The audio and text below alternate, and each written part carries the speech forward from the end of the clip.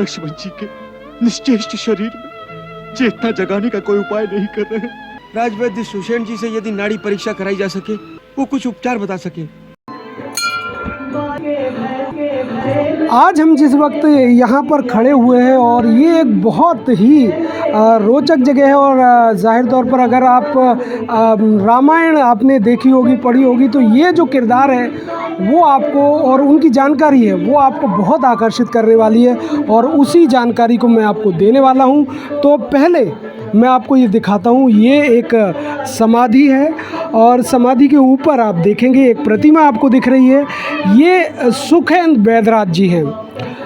अब आप अभी तक नहीं समझे होंगे कि ये कौन है, तो अब मैं आपको पूरी तफसील से, पूरी विस्तार से ये चीज़ मैं आपको बताता हूँ।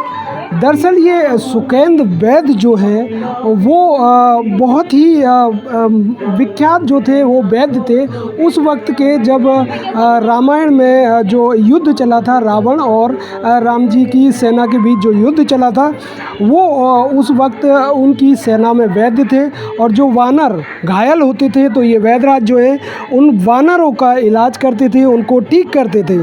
और एक ख़ास वाक़या ज़रूर आपको ध्यान होगा, जब श्री लक्ष्मण जी जो हैं वो मूर्छित हो गए थे और मूर्छा की स्थिति में श्री राम ने अपनी उम्मीदें खो दी थी और वो बहुत परेशान थे। उनको चिंता थी कि वो माता कौशल्या को क्या जवाब देंगे, वो क्या कहेंगे कि उनका भाई अब उनके साथ नहीं है। तो ऐसी स्थिति में जो सुखेंद्र वैद्यराज ही थे वो उन्होंने एक सलाह दी, उन्होंने जो जड़ी बूटी बताई वो हनुमान जी को बताई थी और हनुमान जी जब पूरा का पूरा पर्वत उठाकर लेके आ गए थे, वहाँ 4 महाऔषधियाँ ऐसी मिलेंगी जिनमें एक दिव्य प्रकाश की आभा चारों दिशाओं को प्रकाशमान करती रहती है। तो सुखेंद्र वैद्य ही थे, उनमें से उन्होंने वो संजीवनी बूटी निकाली और प्रभु श्री लक्ष्मण को सुंघाई थी।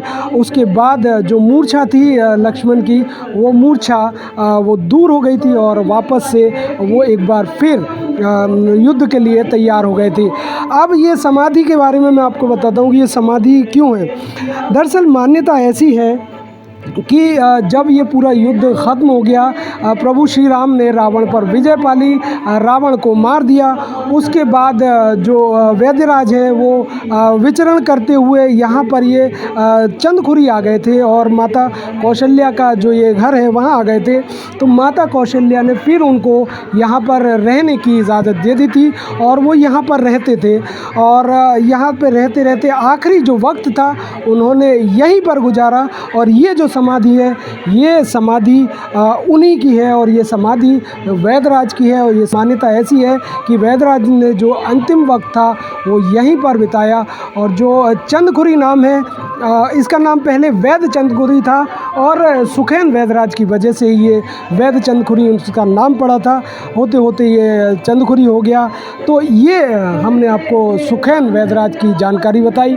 आपको कैसी लगी ज़रूर बताएं, क्योंकि छत्तीसगढ़ में ऐसी कई जगह हैं जो अभी तक जो जानकारी से दूर हैं, जिनको जानकारी नहीं है वो इनको जानकारी ले सके। तो ज़रूर अपने दोस्तों के साथ भी शेयर करिएगा। जय प्रभु श्री राम।